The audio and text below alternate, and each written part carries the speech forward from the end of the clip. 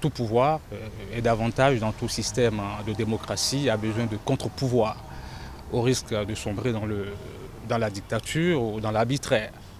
Et qu'avons-nous constaté au printemps 2006? Le président Boni Yayi, encore candidat, a été plébiscité par les Béninois à plus de 74% des suffrages exprimés. Boni Yayi a essayé de faire main basse sur toutes les institutions de contre-pouvoir. Fort heureusement, il y a eu des hommes et des femmes qui ont résisté à cette propension du président. Et dans cet essai, j'ai relevé une poignée de parlementaires, de responsables syndicaux, de chefs de parti et de simples citoyens qui n'ont même pas de mandat, qui se sont organisés pour dire non.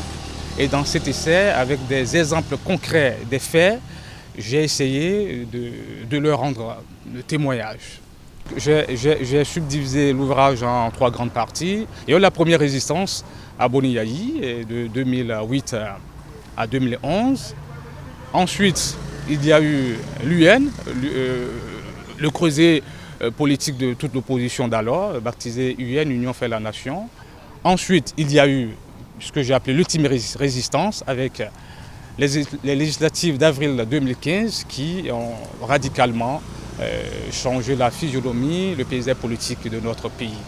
Et puis ensuite, il y a eu ces élections et puis le nouveau président, Patrice Talon, qui, très tôt, après avoir dit non à Boni Yayi par cette phrase que je rendrais un peu célèbre en disant que même si nous mettions les députés dans les conditions les plus favorables qui soient, même si nous les conditionnons à prix d'or, et voter un vote favorable en faveur de la révision constitutionnelle, le peuple béninois ne l'accepterait jamais. Je crois que ce refus couperet de Patrice Talon à Boni Yayi a été décisif. Et j'ai fait cas aussi dans cet essai. Je dirais un mot sur la biométrie enchantée. Ça n'a jamais été un outil révolutionnaire au Bénin. Les confectionnaires de cette lépie ont en partie trahi le peuple béninois.